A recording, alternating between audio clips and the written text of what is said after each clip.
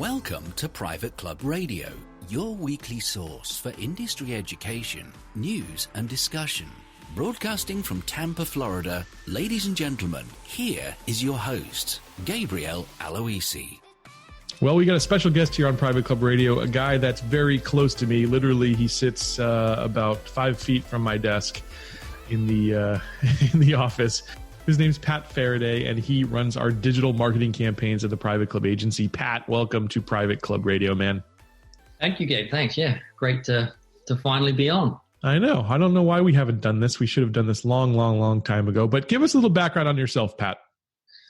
I'm obviously but I guess for the listeners, I'm from the UK originally. I'm a big golfer personally, so I played a lot of golf when I was younger, and I got to a decent level, and eventually wound up coming to America on a golf scholarship down to the University of Tampa. So I played there for my undergrad, got my degree in marketing.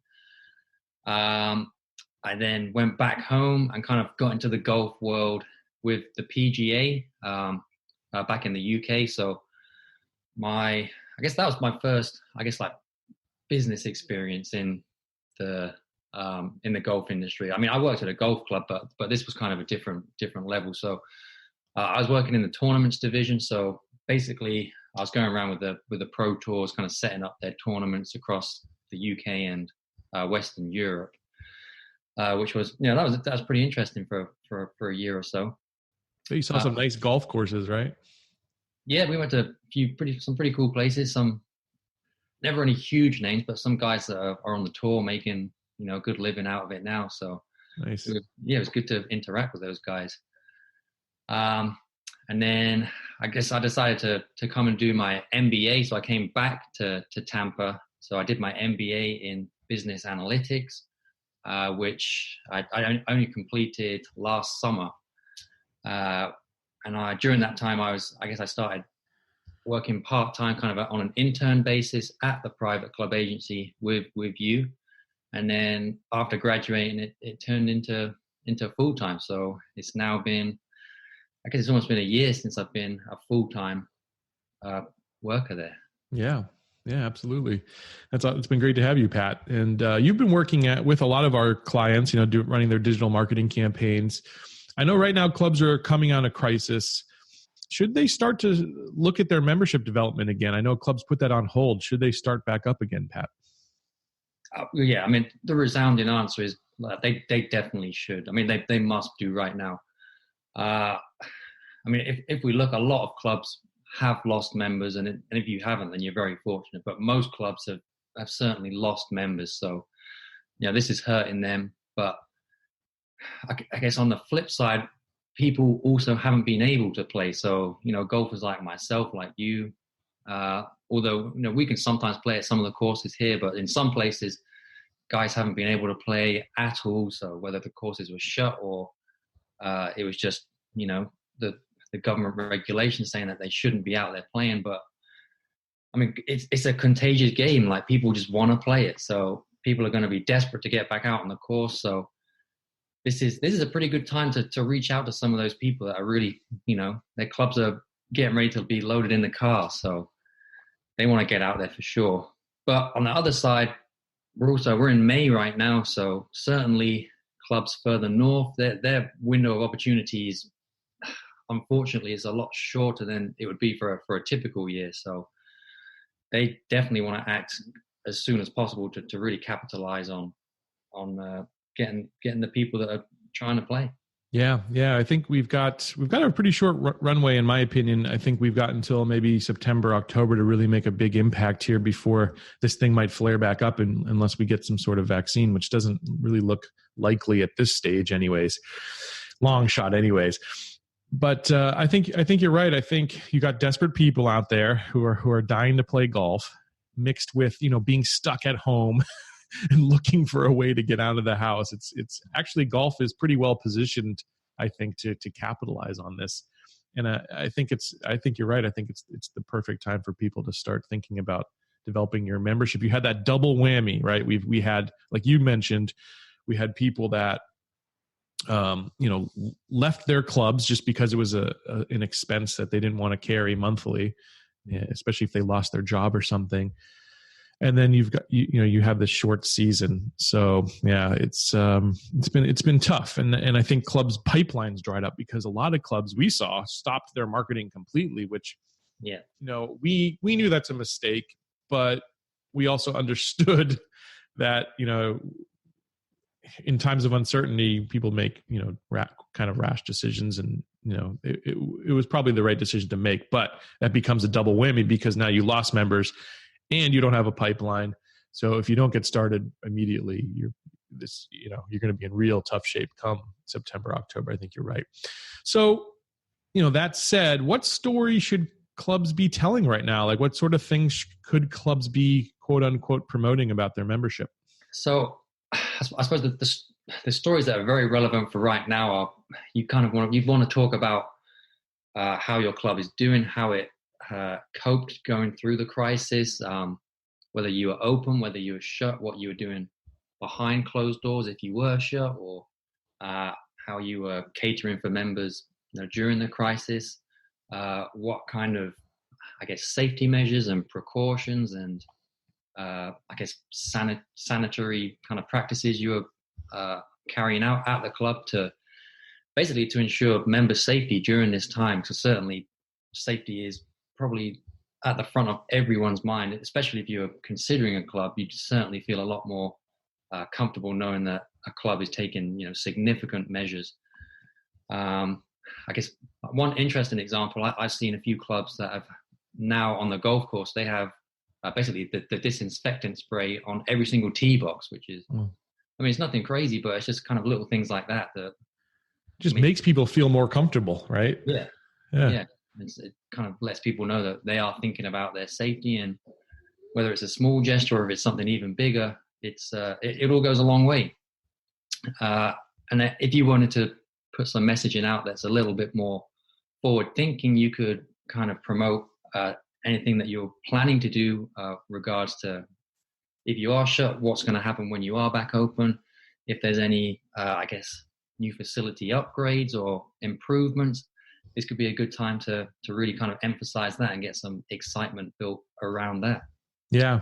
I think too, like you mentioned, pound that message that the club is the safest place to be right now.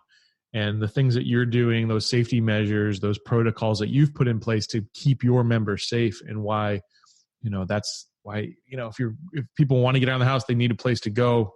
They want to feel safe. Your club is the safest place for them. I think that's a really strong message right now. Now, when you're working with clients on, how do you come up with these ideas, Pat? I mean, you're pulling them out of thin air. How do you decide? What kind of message you're going to put out there for clubs? Well, I guess over the last year or two, I've kind of developed a framework of what I know works and what people respond to and enjoy reading and seeing.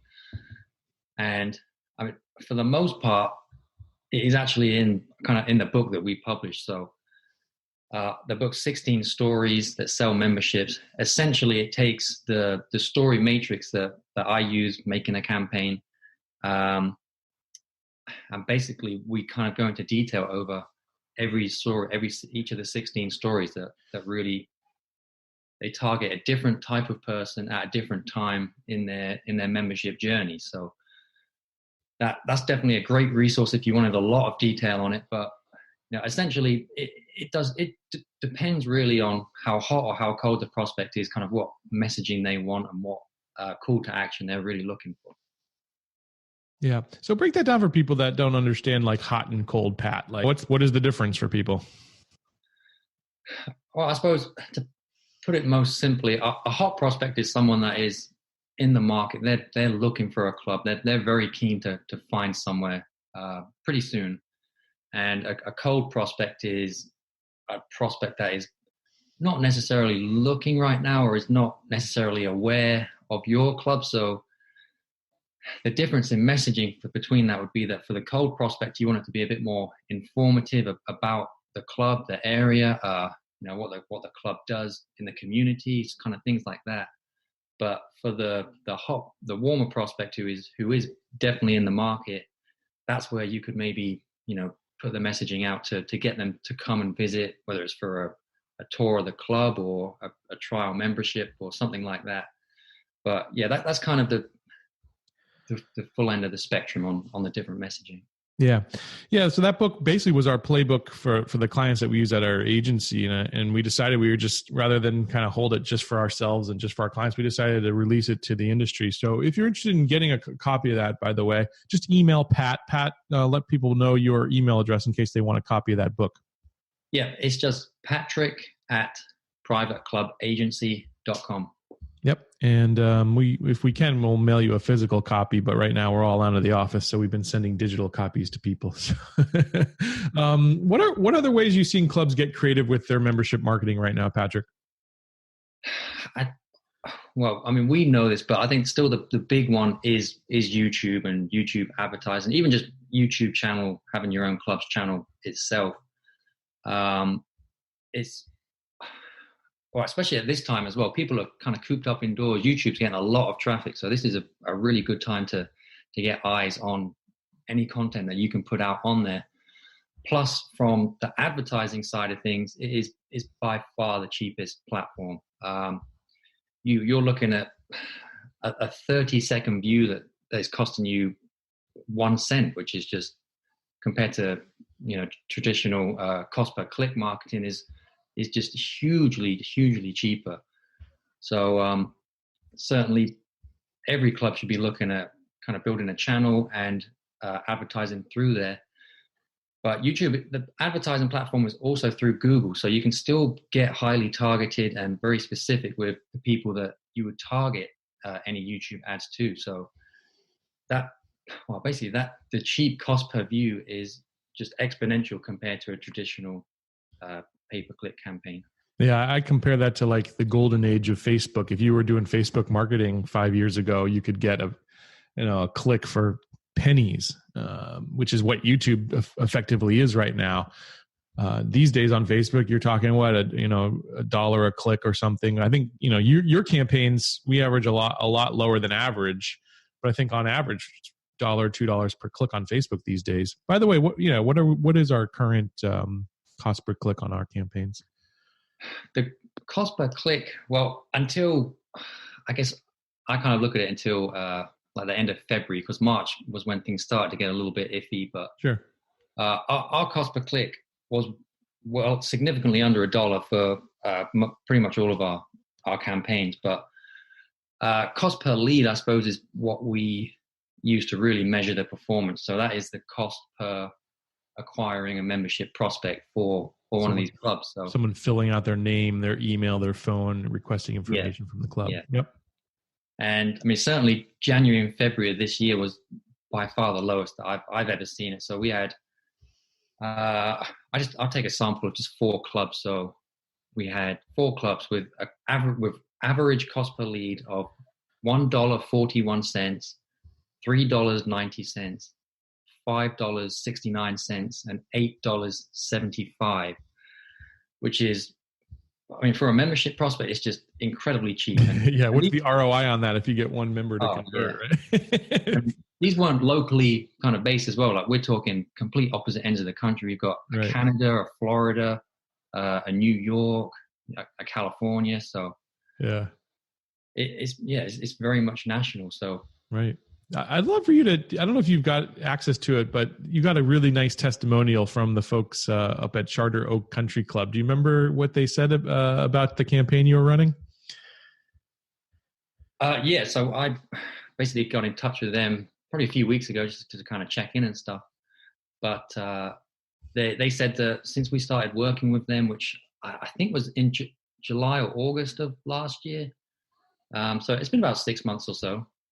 But they said they've seen, I believe it was 53 new members come in.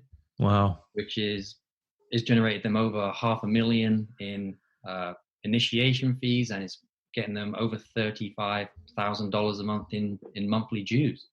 It's awesome. So it's an incredible return on investment on a $5 lead. So yeah, they said it was the best investment they've made of any company, which I thought that was a really nice thing to say about what you're doing with them. That just goes to the fact that you've been working hard to get these campaigns optimized. And the the other thing we talked about, like why is right now the right time to start doing this?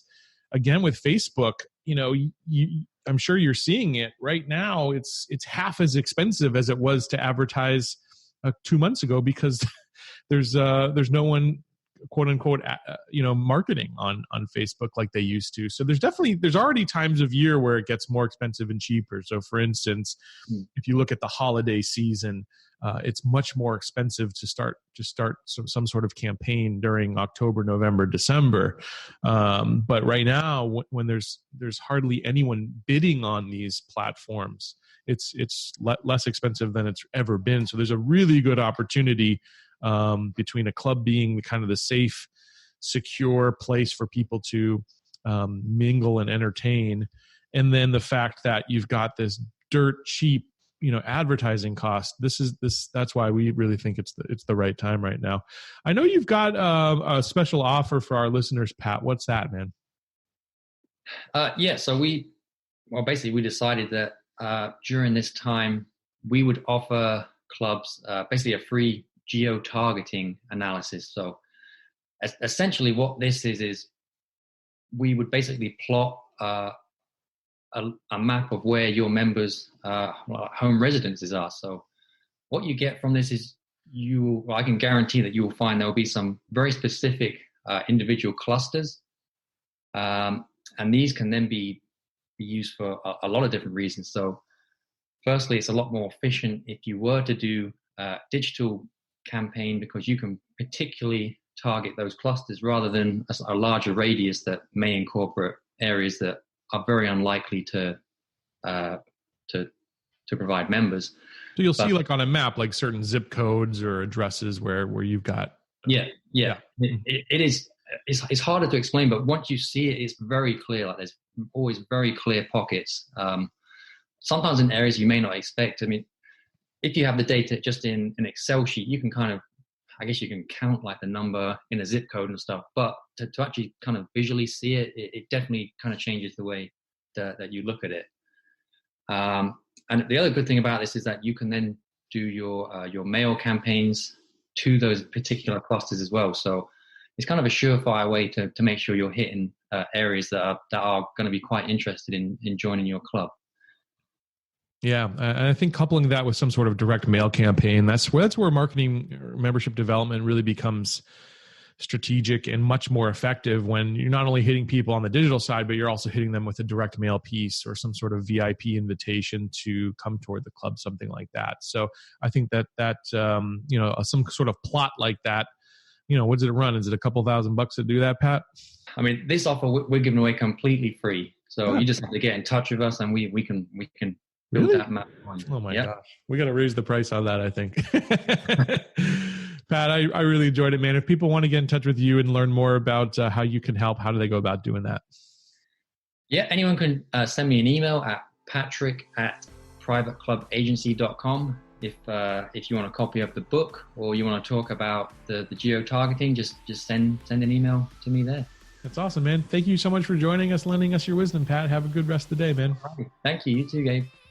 Private Club Radio is brought to you by Concert Golf Partners, helping to preserve and enhance private golf and country clubs.